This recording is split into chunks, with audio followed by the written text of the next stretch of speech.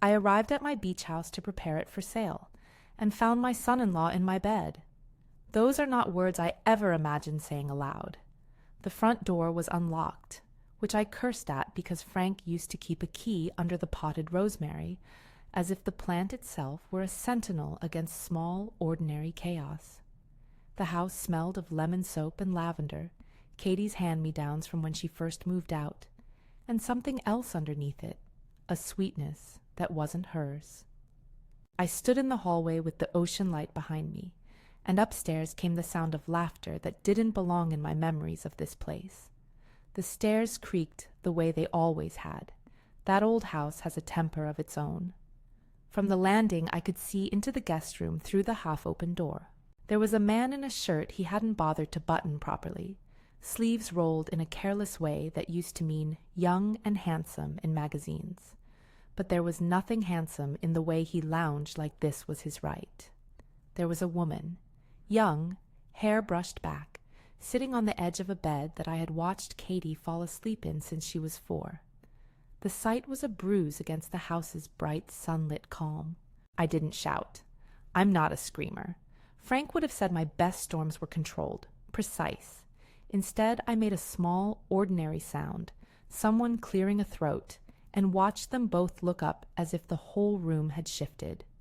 The man's face changed from surprise to something like amusement. He smoothed the sheets instead of gathering himself. He had the air of someone untroubled by consequences. "Mrs. Walsh," he said with a smile that was practiced, like a salesman greeting a customer. What a surprise! He called me by my last name as if I were a neighbor he only knew in exchange for a handshake. He wasn't even pretending the way a younger man might. That casualness was more infuriating than any lie. "Michael," I said. My voice didn't wobble. "What are you doing in my house?" He shrugged and reached for a towel. "Katie's." He made a vague motion, as if the truth could be waved away with fabric. Then he did something that stopped my breath. He said, "Tell my wife if you want. She's too scared to leave me." The sentence landed like a stone. Too scared to leave me. It was the kind of line that cleaned your insides out and left questions you didn't have words for. There was a smugness to it that was almost gentlemanly. He thought he was making some kind of point about power. He didn't know he'd handed me the leverage. I could have screamed at him. I could have called Katie immediately. I could have thrown the man out by sheer force of will, and then sat down and sobbed and called everyone I knew. What's funny in retrospect is how quickly logic came over grief. I had spent 40 years watching Frank manage disasters, bankruptcy, illness, hospital bills, until the world narrowed to hospital corridors and insurance forms. Frank had taught me how to keep my head when the room was burning. So I did the most unmotherly, cold thing I could conceive. I didn't call Katie. I didn't go downstairs and turn this into a cataclysm that would fall on my daughter's life like an avalanche. I went into the kitchen, poured myself a glass of water, and picked up the phone instead. Detective Tony Russo picked up on the 3rd ring. Tony and Frank had been friends. Tony used to sit with us in the ER while Frank had chemo, joke about his awful coffee, and talk till the sun came up about case files and the damn town budget. Tony had the patience of a surgeon and the moral outrage of a preacher in the best sense. If there was someone to handle facts without melodrama, it was him. "Tony, it's Maggie," I said. The word felt small after the image upstairs. "I need you to come by." He asked a couple of quick questions. My tone, whether anyone was hurt, where I was, but not in the way of someone trying to pry. He was gathering weather for a storm. Then he said, "Don't call Katie yet." And there it was, permission, plain spoken, an authority to not make my daughter's life fall apart before we knew what else was there. If this story had ended at that moment with a divorce and a sobbing phone call, it would be a smaller, private tragedy. But what Michael was doing in my house was only the surface of a much larger rot. He had been wearing an open shirt and a confident smile while he quietly, methodically diverted money that belonged to other people. He had a habit of assuming that small lies were invisible and that people like me, I mean people who loved and protected and didn't shout, would be easy to walk past. He had underestimated the loyalty between a mother and her daughter. If you like true crime family stories, subscribe and tell me where you're watching from. The choice to wait for Tony and not to tell Katie right away is the moment that people have asked about most. They imagine fear or nobility or some clever calculation. The truth is simpler. I was thinking of Katie more than I was thinking of myself. I knew how Michael spoke to her in private, the way he dismissed her. He made her feel small and silly.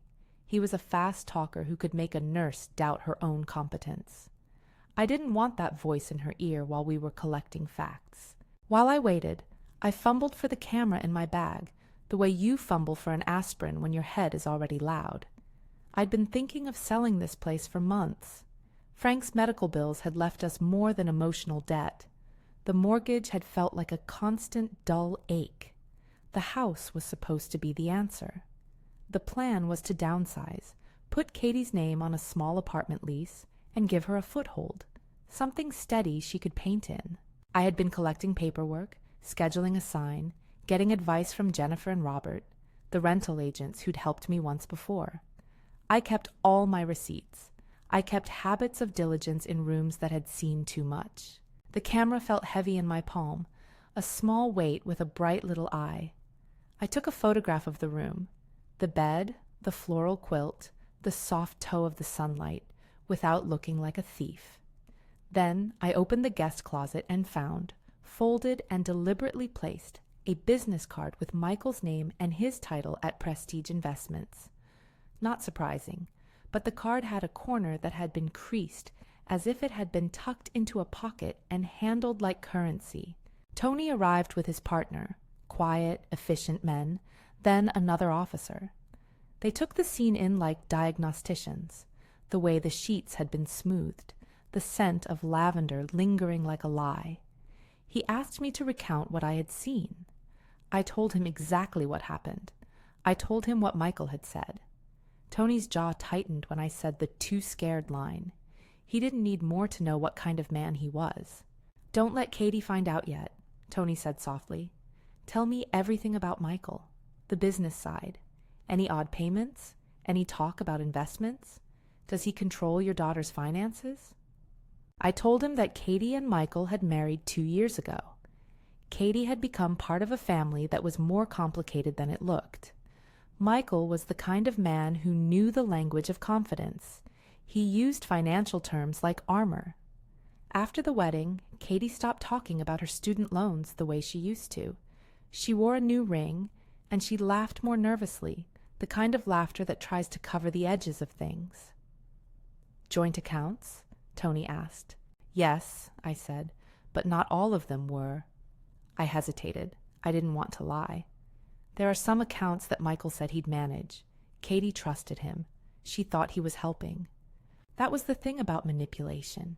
It's seldom violence in the sense people think of. More often, it's administrative theft. A signature here, a joint account opened there, a check routed through a company with a plausible-sounding name.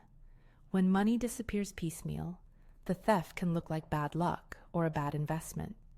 People like Michael rely on that plausible deniability. Tony listened and asked for names: accountant, bookkeeper, anyone associated with Prestige Investments. He made a note about a woman, young, named Sandra Mitchell, who worked at Prestige and who'd been seen at my house. Mrs. Henderson, my neighbor, had stopped by to water a plant and swore she'd seen a young lady leaving in a hurry. Small-town witnesses matter more than TV will tell you. They notice the times people come and go. Jennifer and Robert, the rental agents, told Tony about the phone calls they'd had with Michael over the past month, questions about closing times, odd insistence on wire transfers to a particular account.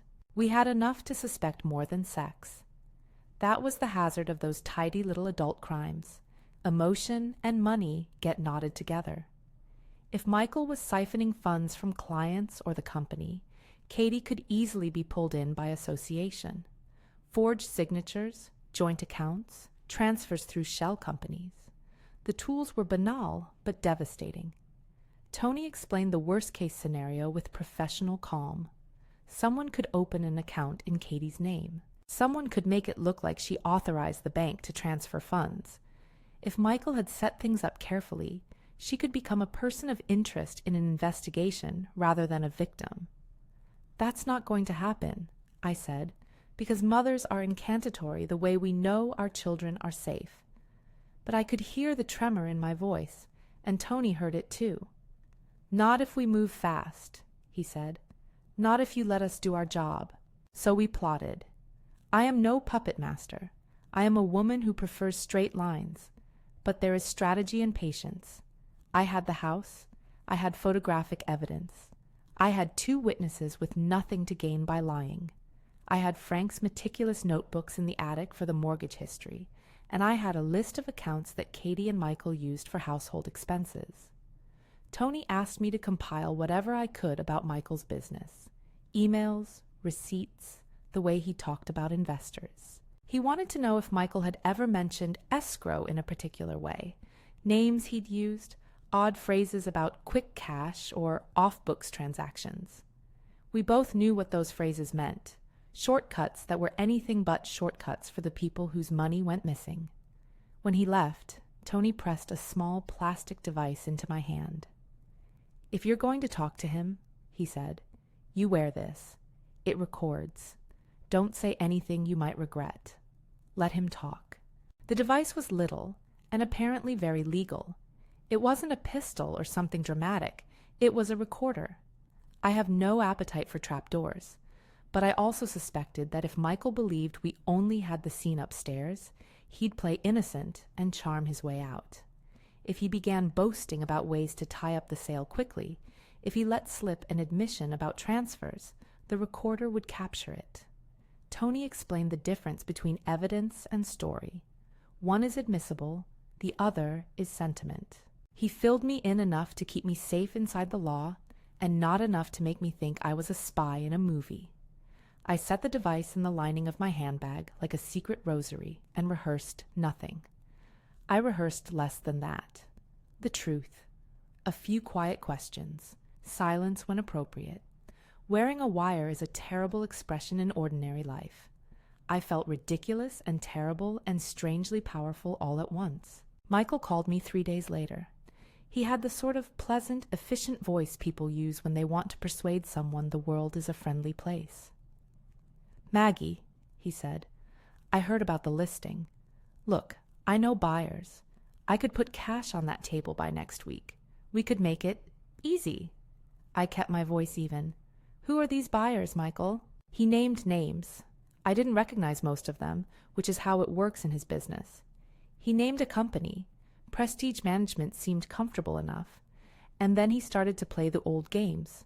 Quick timelines, amicable phrases, a proposal that sounded almost too good to be true, in the exact colloquial sense of that phrase, which, of course, it was.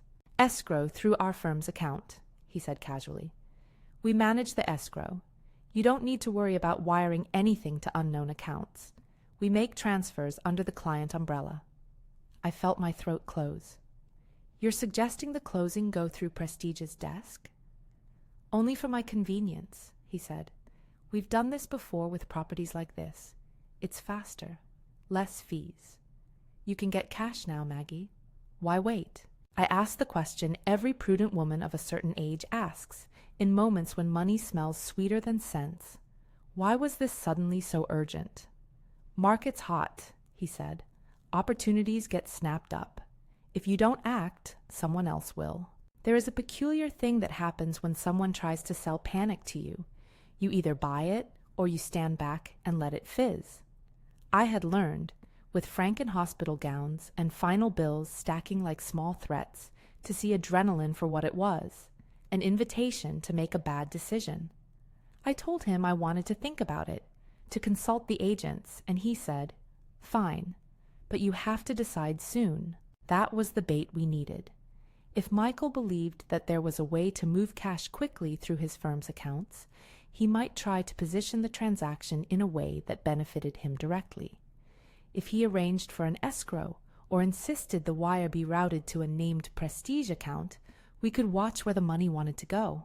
I set up a meeting under the guise of a birthday dinner for Katie. Michael loved those scenes. He enjoyed being the center of attention in a room he hadn't paid for. He liked the applause easier than he liked hard work. "It'll be casual," I told Tony. "Family. No pressure." He agreed to be nearby, an invisible hand in the wings. He insisted that a prosecutor be on call, and I told him the truth. If he says anything criminal, we need a hand on it right away. We invited the young colleague, Sandra Mitchell, to the dinner as well, under the pretense of getting to know the new associate who had lately been seen around town. Sandra arrived early, a little too sunny to be as manipulative as she would later be revealed to be. She wore a perfume that smelled like spring rain, fresh and slightly perfumed. Michael watched her like a person watching a prize. Little tells like that, how someone looks at affection as a commodity, are the things mothers learn to read. At the table, Michael spoke like a man inventing luck and accusing the world of being slow. He praised Katie's paintings, then pivoted to business, weaving a web of phrases about investors ready to float, close right away, no fuss. I let him talk. I smiled and asked innocuous questions. Tony sat at a corner table not too far away, pretending to be a stranger, checking that the team was in place. Between plates, Michael spoke about ways to make closing easier. Again, that old shortcut language. Sandra laughed, the laugh of someone practicing a script. Michael's eyes were full of the kind of calculation that makes mothers sick. He had the posture of a man who assumes everything will bend to his will. He said casually, "If we use Prestige's escrow, the transfer clears faster. We can sidestep banks that hold things up." I felt my skin go cold. Sidestep the banks. That's not an innocent phrase. That's a phrase people use when they want to avoid transparent trails. "Who are the investors?" I asked lightly. He named them. Some were local names, some were obscure. I made mental notes. Each name was a breadcrumb I could hand to Tony. The dessert arrived, and I let the forking of cake be a pause where I could breathe. After dinner, Tony knocked on the back door. He didn't come in. He called me aside and told me a few things. They'd already been looking into a pattern at Prestige Investments. There were whispers of clients complaining about missing returns, of money that had been reallocated without authorization. He said they needed to know whether Michael would operate openly. Would he commit to routing the escrow through Prestige in front of us?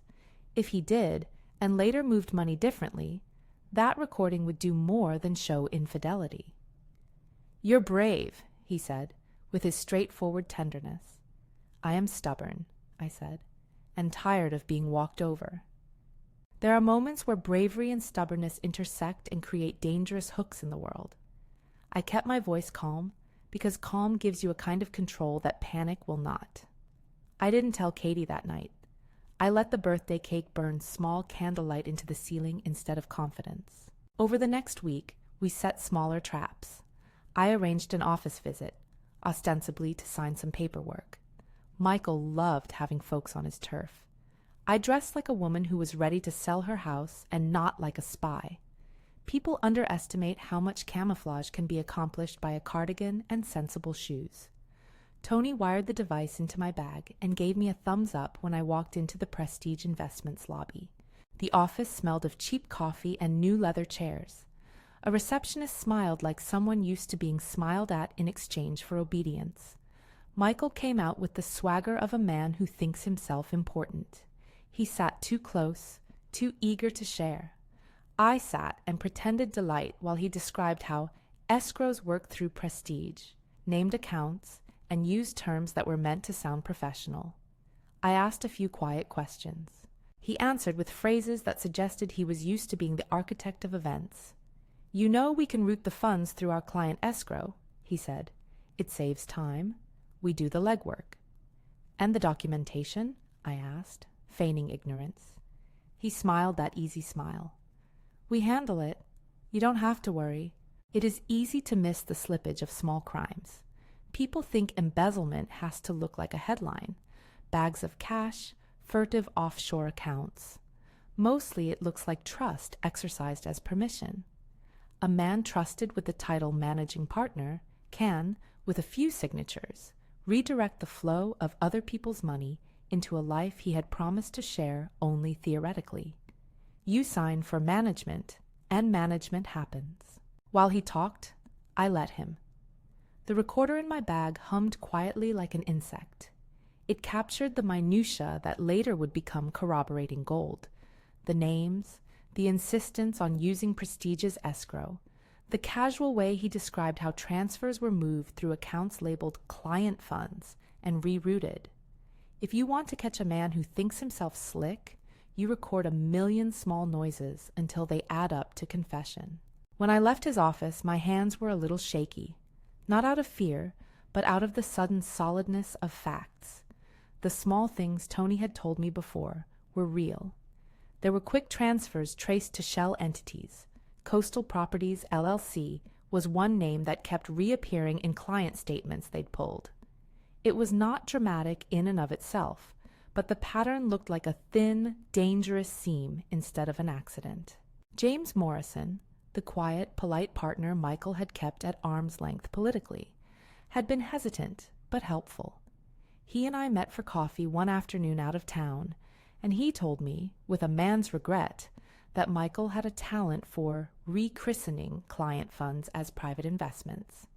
He just sorts of assumes, James said, like the money belongs to him if he can make it perform. Did he ever say why? I asked. James's eyes were tired. He always said he was making it work. He'd say the company would cover us later. He'd speak of clients as eventual profit centers. That phrasing, clients as profit centers, stunned me in its casual cruelty. These were people trusting a company to keep their retirement or their children's tuition. They trusted men who wore suits and had smiles that softened the edges. And in this town, you trust neighbors because the alternative is chaos. We built a small pile of curiosities: emails James supplied, a few bank statements that looked like someone copying an old script and changing names, wire transfers to Coastal Properties, LLC that didn't match any tangible purchase. Tony and his team compared timestamps. They asked me to keep everything about the house quiet, to avoid telling Katie until we were sure she was not implicated. They assigned a victim advocate to be ready, to hold space and explain investigations so Katie would not feel like an accused person when the professionals came knocking. I thought of Katie, the way she set up a painting at dawn on our back porch, the way she had once dragged Frank outside so he could watch the sun break over the dock. She had always been small, in the way that lovers of painting are small, patient with brushes, living in the hush between colors. Michael had gradually tightened the screws on her independence. He'd offered to handle her finances because she agreed to work nights as a nurse and then slept when she could. It was a slow play. Abusers often work with furnishings. A shared credit card here, a discouraged question there, until the person shrinks to the space someone else thinks fits them. I kept thinking of Frank curling his hands around a mug and saying, "You can't carry the world, Maggie. You have to put some things down." He said that when he felt my anxiety was ancient enough, like a plaque on the house. He died 2 years before, an ember left from his own bright life. Now his advice echoed in my decisions. We had to collect evidence. We had to make tidy piles of things so that a court would see the pattern and not only the stain. At the back of my mind was the neighbor, Mrs. Henderson, an elderly bird watcher who kept binoculars on her sill like a queen kept jewels. She'd come over that day with her hat askew and told me under no uncertain terms that she had seen a woman leave quickly and that something didn't smell right. She had no idea the legal shape of things. She had only watched people and had seen that certain people move in small, particular ways. Mrs. Henderson's testimony would later be minor but crucial. The sighting of Sandra leaving, the detail of Michael's car being there when he said he was at work. For now, we had a plan. Let Michael talk, let him insist on the prestige escrow, record everything, and let Tony trace the money trail. If he tried to initiate a closing through prestige, the prosecutor would be alerted. If he tried to route funds to Coastal Properties LLC or another shell, Tony's team would watch the path. There was a moral weight in what I was doing. Parts of me wanted to take a bat to his teeth. Parts of me wanted to ring Katie immediately and tell her to run. But the law had a tempo. Evidence has its own slowness. Justice is instrumentally patient. It thrives on the minutiae of accounting. I kept that in mind as armor. On the morning we scheduled the supposed signing, I sat on the porch with a mug of coffee that was too hot.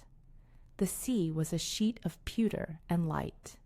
Katie came over early to help set things up, because she is the sort of woman who organizes her grief into lists.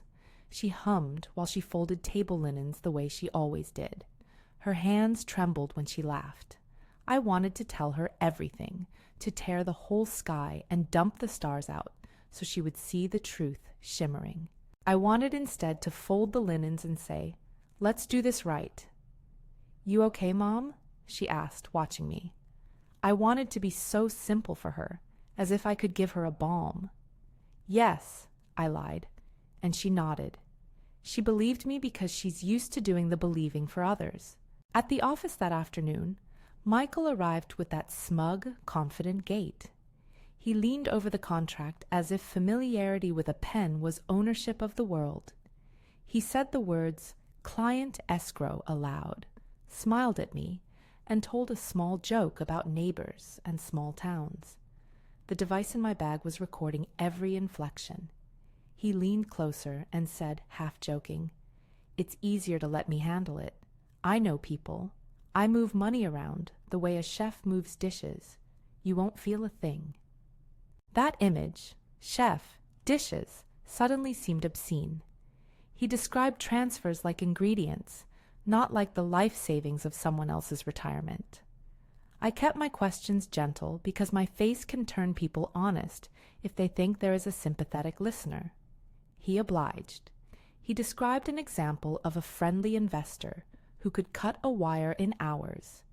He used phrases like, "We take care of the details," and "We front the escrow so sellers don't have to wait." Tony had told me what to listen for, who paid whom, which accounts were used, who signed what. He wanted the language of the scam. Michael gave it up like a man unfolding a napkin to show you the price of his meal. When I stepped out into the parking lot, my hands felt the facts as if they were hot coals. There was no violence in the words he used, just casual corporate language. But it was language that could be translated into evidence. Tony contacted me an hour later, his voice the low, steady hum of a man with a plan. "We need to watch the wire," he said. "If he tries to move money, we keep eyes on it. And Maggie, don't tell Katie yet." I made one more stop before I went home.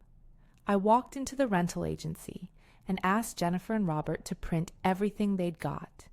Emails about the listing, phone logs showing Michael's calls about the closing. They did so with professional sympathy and no drama. "We lost a few clients last month," Robert said in a way that acknowledged he knew the town's fragile reputations. They handed me a neat packet of pages, and I felt something like relief that coats your bones when small things are orderly. We were ready to bait the hook. We had photographs, recorded conversations, names on paper. The detective had a feel for the pattern and had resources ready to follow wires. I had a daughter's life in my lap that I wanted to keep from becoming an indictment. There are no clean breaks when a man like Michael is involved. If you move too fast, you might set someone else on fire. So we moved with the terrible surgical patience of those who know the price of reckless speeches. That evening, Michael called to confirm an expedited closing. His words were bright with anticipation. He told me there were investors who would transfer funds into Prestige's escrow by Monday. He spoke as if a clock to be beaten was a challenge and not an opportunity for theft. I made no promises. I said I would check with the agents. I went to bed with the recorder buzzing softly like an insect. I did not sleep well. I thought of Katie's small hands at the easel in the mornings, the way she laughed at the cat, the way Frank had once held her shoulder like a talisman. This was larger than a bed and a lie. This was a network of soft, comfortable crimes that relied on people being too polite to ask hard questions. When the call came that Monday morning, Tony's voice clipped and urgent, I felt something in my chest tighten. "He's moved," he said. "We have a wire moving to a Prestige escrow account. We're watching it now." My breath left my lungs in a way that was both a shock and a relief. This was the moment where months of careful, boring diligence turned into momentum. I headed to my car with the packet in the seat, my hands steady because they had to be. I called Katie on the way and said, "Come over, bring your portfolio." She arrived with a plastic tub of paintings and wore her lucky cardigan, the one with the small tear near the hem that I have sewn and sewn because she is dear. She didn't know yet. She trusted me because that's what daughters do. I felt like a betrayer sitting there with evidence in my bag, with the weight of the house in my chest. But he had called my house his playground. He had made decisions on other people's money that left families gasping for air. There was no poetry to this task. There was only the plain, necessary work of undoing a man who thought himself invisible. We sat for a moment on the porch, while the universe kept its indifferent turning. Katie curled her fingers around a mug. She smelled like the canvas she lived in, turpentine and coffee, a human smell and the scent of something beginning again. I put my hand on hers and felt the tremor that is human fear. "Mom?" she asked softly. "Trust me," I said. It was the second simplest thing I could say in the whole world. Tony called again. The wire had cleared into an account linked to Coastal Properties, LLC. A tiny knot tightened in my stomach. Coastal again. The pattern didn't lie. The investigator in him clipped his next sentence like a scalpel. If that transfer goes out of the Prestige escrow the way he plans, we're going to follow it. We're not moving yet. We need to see where he directs it next. I felt oddly calm in that moment. Calm is a mother's currency. It buys time to see who moves with malice and who moves with fear. It lets you tell your child the truth in a way she can stomach. We waited with the patient cruelty of people who have learned to endure. The house was a small island of laundry and the smell of salt from the sea. I sat with the images of the bed, the smell of lavender, and the recorder in my bag like a small, honest heart. I thought of Frank and his careful notebooks and his jokes about cheap hospital coffee. I thought of Katie at the easel, her fingers stained with paint. I thought of Tony and his practiced moral outrage. For all the ordinary horrors, there was a kind of fierce beauty in the way people closed ranks around someone who had been harmed. We were building a case out of small things. A laugh that didn't belong, an escrow that smelled of shortcuts, a neighbor's careful eye, rental agents with their stacks of emails, a partner's reluctant confession. It wasn't cinematic. It was ledger pages and receipts and recorded admissions. But it was work that mattered. The phone buzzed again. Tony's voice was low. "He's scheduled to sign today," he said. "At 3. We're not moving without the judge's order, but we have people ready. Messages are being sent. Keep your phone on." My heartbeat stuttered with the news. I told Katie to take deep breaths, to breathe like someone preparing to step into the sun after a long winter. The recorder in my bag had already collected words that would become part of an investigation. I had pictures. I had witnesses. I had Tony. Outside, the gulls were making a lonely argument with the sky. The house that had once been a harbor of laughter and hospital visits now held the ferocity of a confrontation between someone who had taken and the people he had taken from. We were about to see whether the law could turn the private humiliations of family life into a public accounting. I walked up the path to the house again, the way you walk toward a theater where you know an actor's part too well. The door was the same door where I'd once brought Frank tea when he was too sick to make his own. It was the door that had kept my daughter's secrets and our summers. As I turned the knob, I thought of all the things that make a house a home. paint on the floor, the faded cushions, the way the light hits the kitchen table. I thought of how all of them could become evidence, boxes of memory repurposed into anchors of truth. Inside, the room smelled the same as when I'd first walked in, lavender and lemon and the trace of someone else's perfume. But now it was also a room where decisions would be made. We were suspended in a strange limbo, and the recording in my bag hummed like a small, faithful thing. I sat on the sofa and set my hands on my knees and kept them steady. There was a readiness about me that I had not had before, an awareness that the next minutes could change everything. When the knock came at 3, I felt the world narrow to sound. When the knock came at 3, the sound landed like a verdict. It was steady, not rushed, someone who knew what they were about. I felt my palms go cool and thought, absurdly, of the first time Frank and I had come up these steps together, him humming off key and declaring the house ours. The past and the present have a way of folding on top of one another in moments like that, as if the house itself remembers better than we do. I opened the door to Detective Russo and 2 men in suits I hadn't met before. Plainclothes, the kind that breathe in the world and don't let it get away. One of them held a warrant, the other had a small courthouse binder. Tony's eyes found mine and gave a quick, almost imperceptible nod. That was all the signal I needed.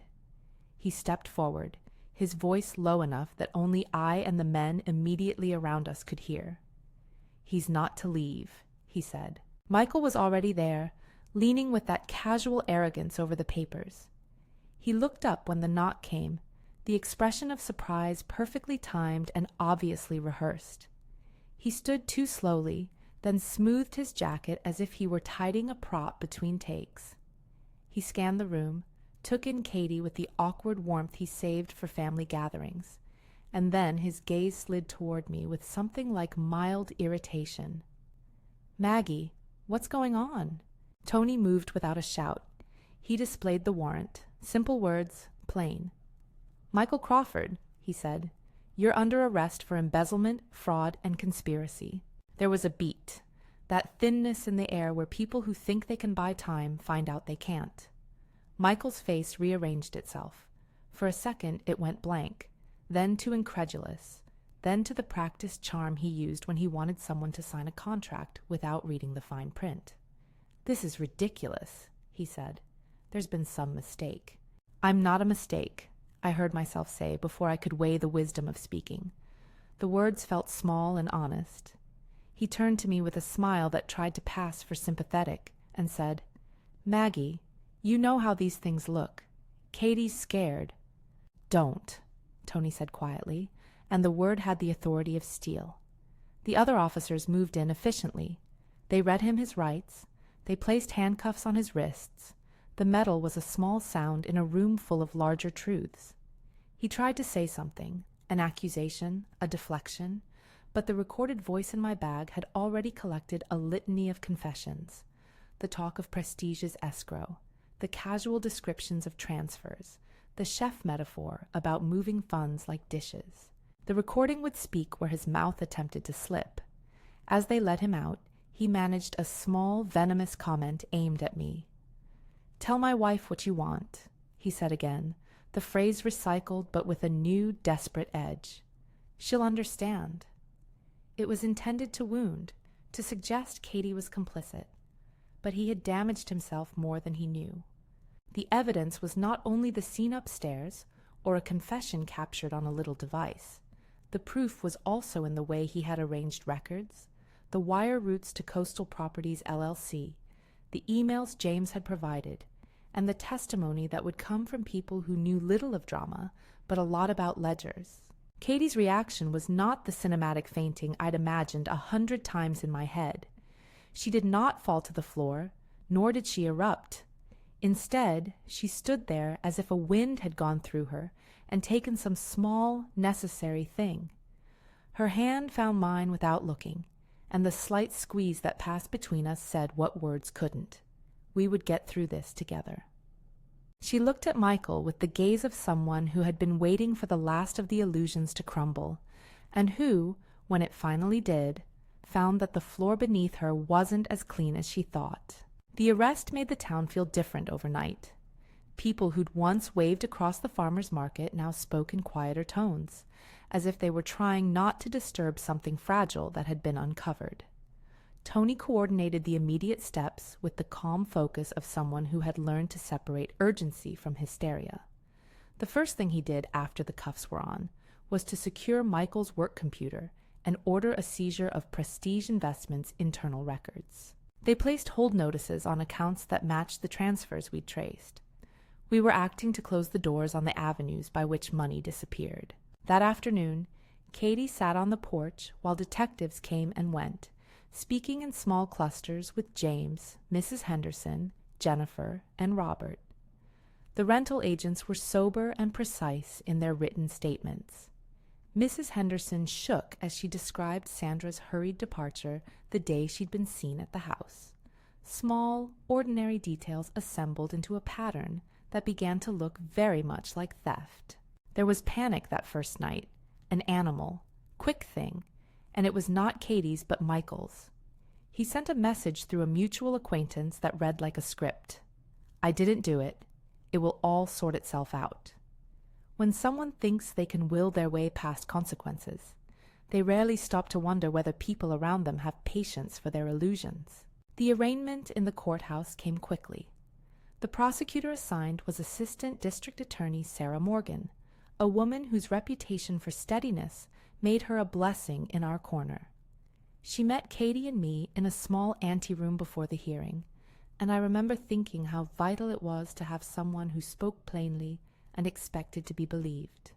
She explained what charges would be brought and how the state intended to treat the evidence, the recordings, the bank trails, the emails and documents James had supplied, the rental agent's logs, Mrs. Henderson's statement, and the photographs from my house.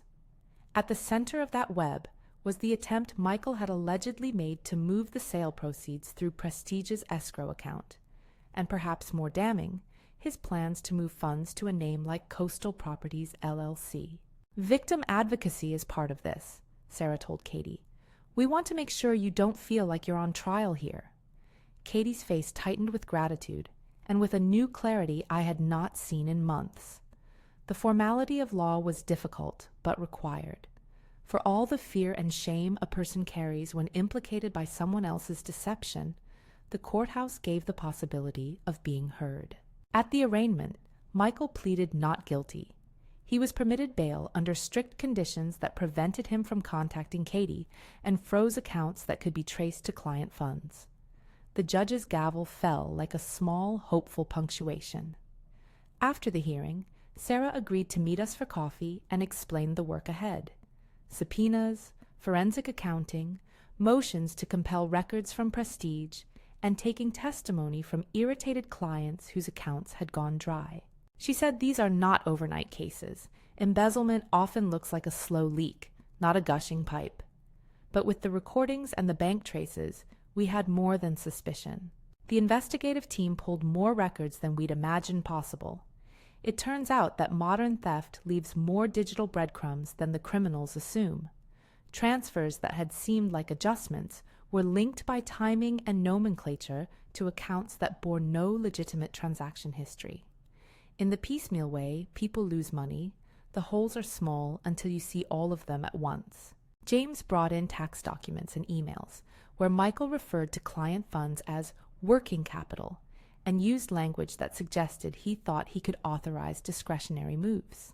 The accountants we subpoenaed traced funds to purchases that had nothing to do with any client asset, a line of credit that Angelo from a retired client's portfolio was never told about, payments to Coastal Properties LLC with no associated property purchase, transfers to accounts with the same limited list of signatories. The story built itself one spreadsheet at a time. There were long days of interviews.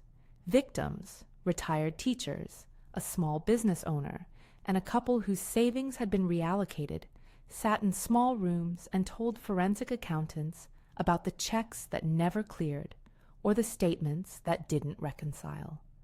They spoke with the weary frankness of people who'd had trust turned into an accounting problem. For some, the discovery meant they could no longer retire on time.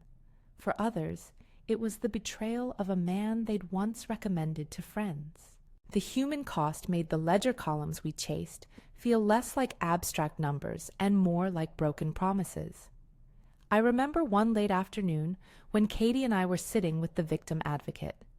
The woman, soft-spoken, efficient, had a habit of bringing a packet with both empathy and an organizational chart for recovery.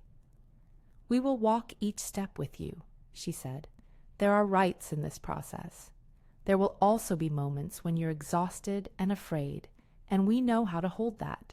Katie, who had been stoically orderly since the arrest, finally let a small cry through. It was not loud.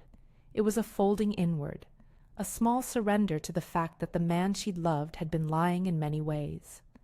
I held her and felt the old maternal urge to fix everything, which is impossible. Instead, I took the practical path and told Sarah we needed the most direct approach to secure financial records that might show Michael had created forged signatures or unauthorized joint accounts in Katie's name.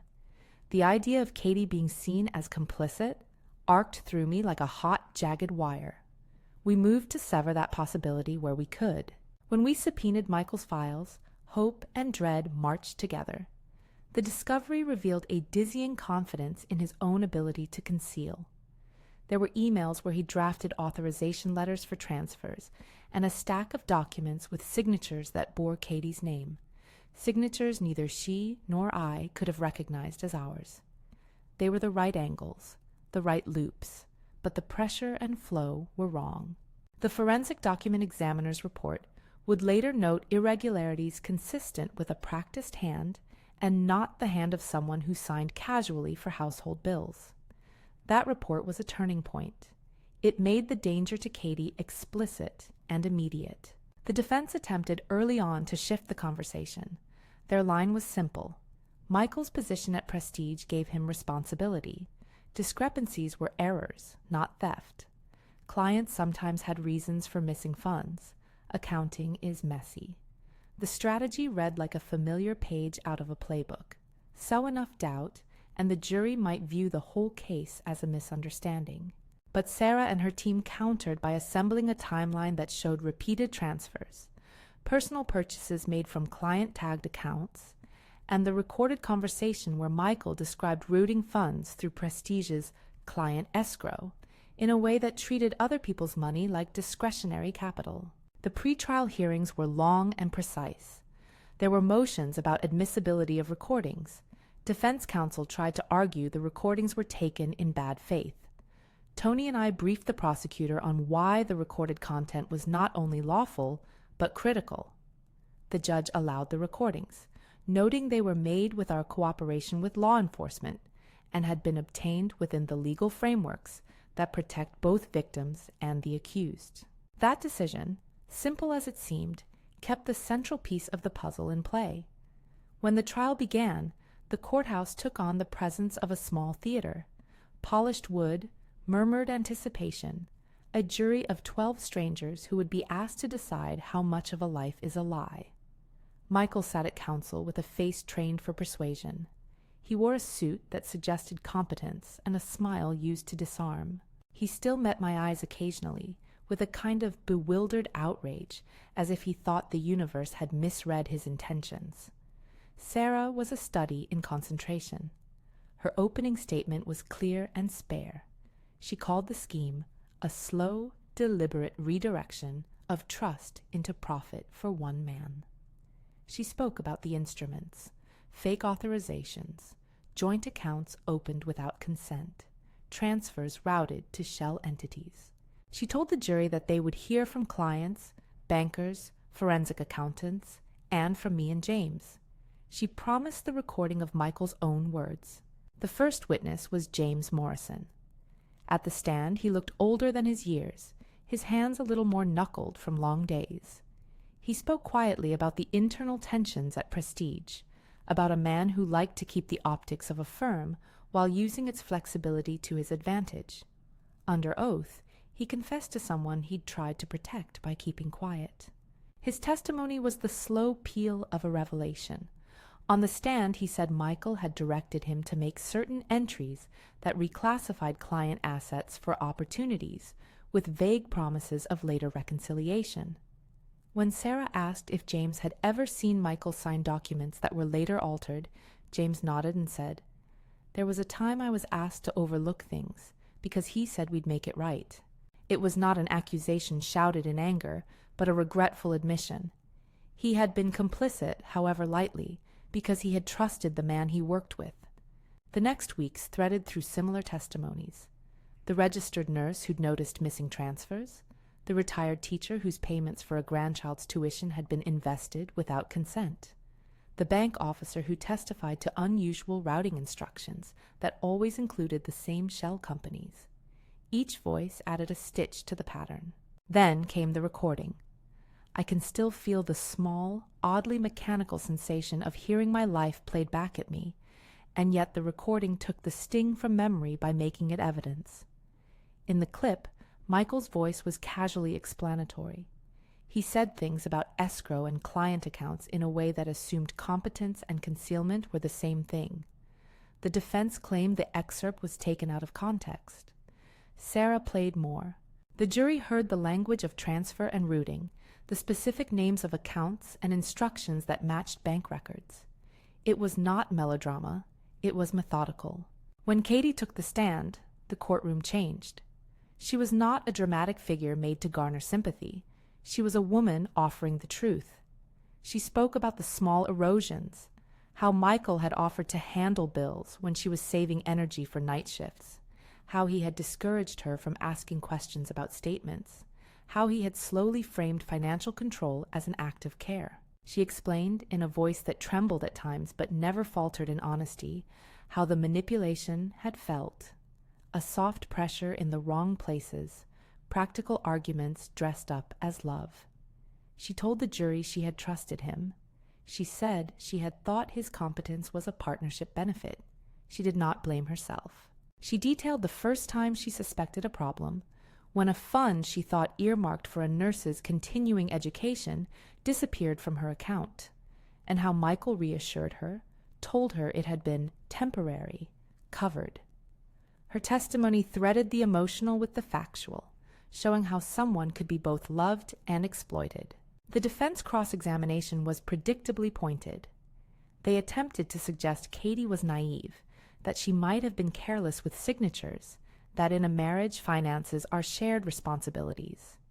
Sarah countered by focusing the jury on the authenticated forgeries and the fabricated authorizations, on testimony from forensic document examiners who had shown the pressure, the hesitation strokes in Katie's supposed signatures, and bank logins that occurred when she was at work. The defense tried to manufacture reasonable doubt, but the evidence repeatedly tipped the scale back to method and motive. One of the most damning pieces of testimony came from a client whose life had been directly affected. He was a retired contractor who had trusted Prestige to manage a small nest egg for his daughter's education. He spoke plainly about statements that no longer matched reality, and how, confronting Michael, he had been told the firm was reorganizing assets for better, long-term gain. He spoke about the calls and the weeks of silence, the polite reassurances that became evasions when more documents were presented. His voice, frank, hurt, indignant, gave context to the numbers on a spreadsheet. Of all the days in the trial, the cross-examination where Sarah dismantled Michael's narrative felt like the most deliberate unmasking. She took the jury through a timeline of transfers, juxtaposed them with Michael's own recorded admissions, and then showed where funds went, Coastal Properties LLC among others, and how those accounts correlated with purchases and transfers to accounts controlled by or connected to him. In those moments, the courtroom lost any remaining romance of ambiguity. The defense counsel leaned forward, rhetorical and slick, asking whether accounting mistakes didn't happen to everyone. The answer came back steady. Not at this scale, not with the clandestine routes and the forged signatures. Throughout the trial, I watched Katie. She was quieter than I had expected. Sometimes she'd scribble in a small notebook she kept near her elbow, words that later turned into painting titles. At other moments, she sat and breathed like someone practicing for an oxygen shortage. After her testimony, she thanked the victim advocate and hugged me in a way that was almost feral, an embrace that said we had survived something and would survive what came next. The jury deliberated for 2 days. Those were the longest hours of my life. There is a peculiar cruelty in leaving the fate of something as intimate as a family's peace to 12 strangers. I kept thinking of Frank's notebooks, his small commands about how to sort paper into categories so nothing important went missing. It felt trivial then. It felt like a saving grace now. When the jury returned, the foreperson's face was composed and tired. "We find the defendant guilty on counts of embezzlement, fraud, and conspiracy," he said. The words filled the courtroom and made their way to my bones. Michael reacted with something between disbelief and an attempt at bluster. He mouthed as if to say the world was unjust. I felt no joy. When justice finally lands, it is rarely the clean, rejoicing movies promise. It felt, more accurately, like cold air after a fever, relief and the sobering realization of what cannot be undone. Sentencing came later. The judge spoke about abuse of trust, about the degree to which Michael's actions had compromised the lives of people who had trusted him. The sentence was 12 years. The judge also ordered restitution to the victims. The court reserved the specific figures for a separate hearing where accountants would tabulate losses and the court would set formal restitution orders. The sentence represented, in the terms of the law, both punishment and a measure toward repairing harm. It was not a miracle. It was not closure. It was a legal acknowledgement of harm and a step toward financial repair. Michael was taken away in a business suit that suddenly looked ridiculous in its ill fit. He mouthed a small thing toward the gallery where family and friends huddled, words I couldn't make out, and then the courtroom returned to the practical matters of the day. After the verdict, the slow work of recovery began. Katie, for a while, retreated into the language she knew best, paint. Her canvases grew from tiny, still lives into large, brash confrontations with color. She painted the sea, sometimes calm, sometimes a flat sheet of pewter. She painted hands and faces and fragments of things that looked like houses held together by light. Her therapist, a woman who had the demeanor of someone who had willed away her own dramas to comfort others, helped her translate the shock into a plan. Part of that plan included legal steps to insulate her finances, arrange for clear accounting audits, and set up a small fund to replace the missing items from her accounts. The victim advocate coordinated with Sarah and with financial counselors to ensure Katie's name was clear and any forged signatures were formally disavowed. There were practicalities: papers to file, bank holds to release, accounts to close and reopen under secure procedures. There were, too, moments of tender normalcy. Katie started to teach an occasional painting class at a community center. She found relief in explaining a brushstroke to someone new. People in town who had watched her tragedy unfold arrived with casserole dishes and the kind of silence that says, "We are with you, even when words are blunt." Public attention followed the case more than any of us expected. A local reporter did a series on financial abuse and how people can be manipulated with numbers. The piece mentioned Katie's experience without sensationalizing it. It framed her story as one among many that pointed to the need for better protections.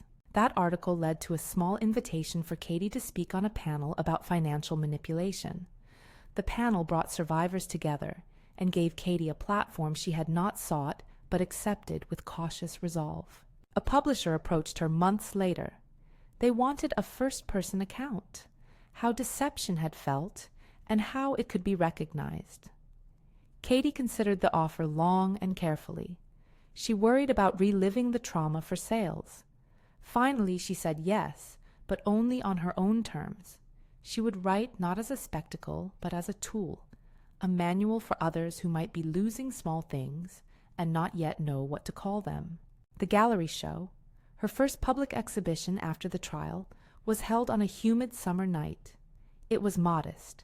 The town library lent their back room and someone strung lights. The walls held paintings that had been, for a long time, private apologies to herself. There were patrons from our church, a few neighbors from the beach, and people whose lives had been affected by Michael's schemes. When the crowd streamed through, I noticed how people paused in front of certain works, the way you pause before a monument. One painting, an abstract of a house split by a line of cobalt, made a woman in her 60s stand silent for a long time. She later told me she felt less alone. At the opening, Katie stood by a painting that looked, at first glance, like the sea, but held within it 1,000 thin lines of gold. A man from a small nonprofit that helps victims of financial abuse approached her with an offer to partner on workshops. They wanted Katie to teach survivors how to reclaim their financial voices through art and practical workshops, a hybrid of healing and education. She said yes. Restoration did not happen overnight. It never does. But the scaffolding of recovery, therapy, legal restitution, a community holding steady, allowed Katie to step into a new life. She became an advocate, not in the way of someone who preaches from a lofty pulpit, but as someone who quietly understands the mechanisms of a small-town betrayal and refuses to let the story end in shame. As for me, the months after the trial opened spaces I had closed for years. I started volunteering at the hospital where Frank had been cared for, partly because it felt like a way to honor him, and partly because the work required a kind of plain, steady presence I could manage. It was there I met Dr. Marcus Webb, a soft-spoken cardiologist who had a habit of humming while he did rounds. At first, it was nothing more than polite conversation about the proper way to fold a chart, or the best coffee in town. Then one day he brought me a book he thought I might like. The gesture was small and unremarkable, except that the book fell open to a passage about second chances. Marcus's company was quiet and easy. We would share lunches in the hospital garden and comment on patients' gardening tips. He knew the smallest things about how grief sits in a body. I remember laughing once, the kind of laugh that surprised me in its lightness, because he'd mispronounced a medication name and pretended to be mortified. He did not rush me, nor did he try to fix the parts of me that had been broken. He simply existed as someone who enjoyed the same small comforts as I did, a well-brewed cup of tea and the steady sound of the sea. There was one afternoon when he walked me through the seaside park and asked if I wanted to hear about a patient who'd made a remarkable recovery. He told the story as an allegory. Pain can be an entry into a different life if you let it. I thought of Katie and the way the canvases grew bolder. He knew my history without needing to be told. When he took my hand, nothing dramatic, simply a squeeze that said, "I am here," it felt like a small coda to a book that had been hard to write. Our relationship, if it can be called that, was tender and measured. He met Katie at the gallery and applauded her work with genuine enthusiasm. He listened to her talk about a nonprofit concept and asked questions that revealed he was thinking of ways to help, not to be applauded. He treated me like a woman with her own life, not merely as someone's mother. That was a luxury I had not allowed myself in years.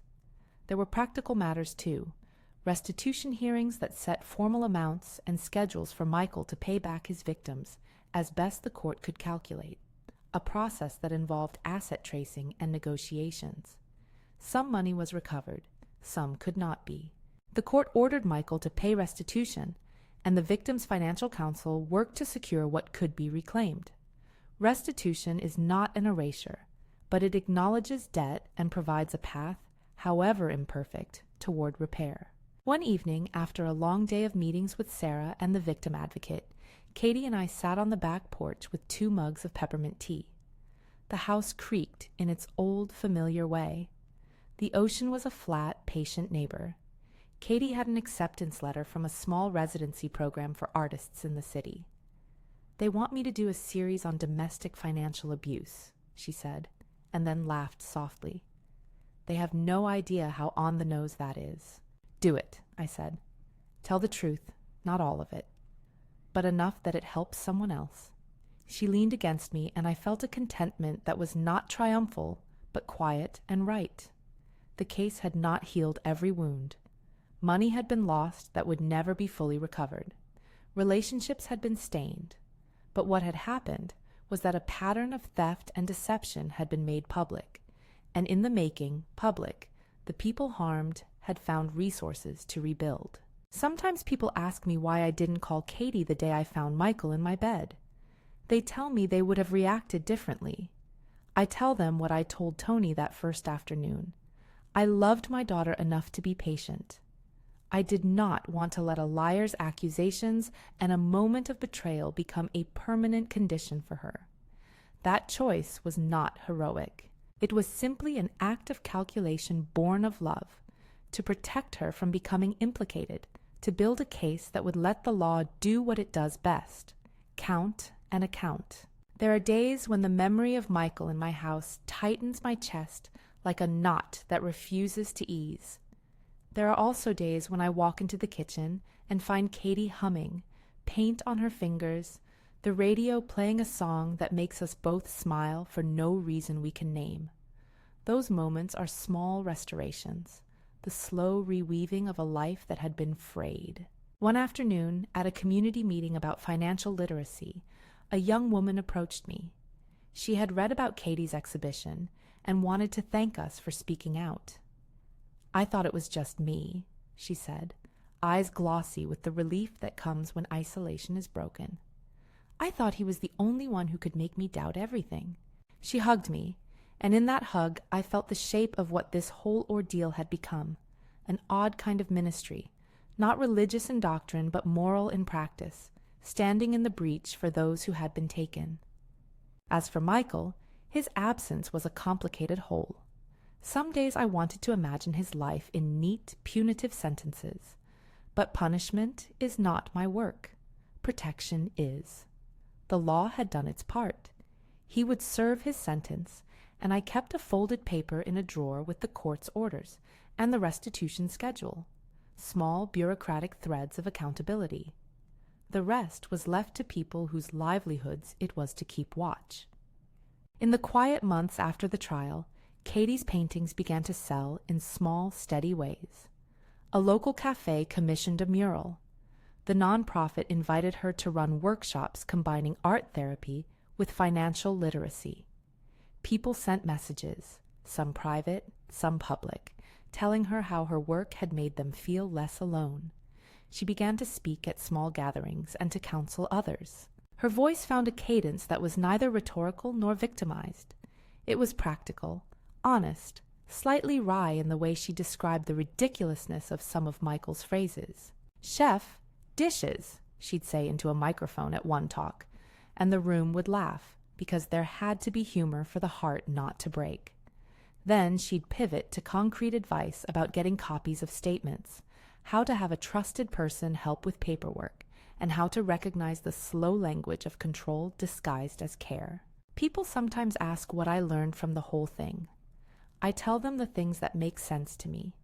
That small-town courtesy can sometimes obscure predators.